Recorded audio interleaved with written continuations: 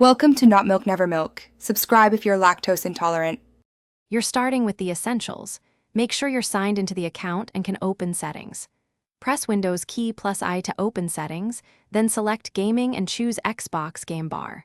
Once you're there, toggle off the switch labeled Enable Xbox Game Bar for things like recording game clips, chatting with friends, and receiving invitations.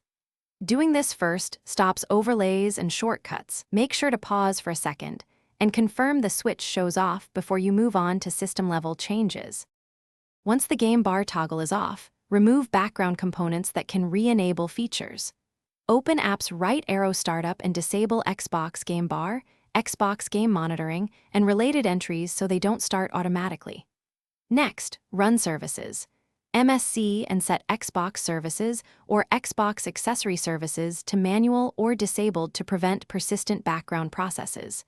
If you're comfortable with the registry, navigate to HKey current user /system /game config store. After making changes, restart Windows so services and registry edits take effect. This finalizes the disable. Once restarted, test by pressing Win+G, nothing should appear. If overlays still show, open the Microsoft Store or Apps list and uninstall or disable the Xbox app. Some features survive unless the app is removed.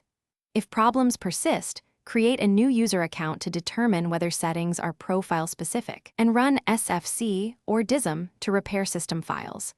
That last troubleshooting tip resolves many stubborn re-enable issues.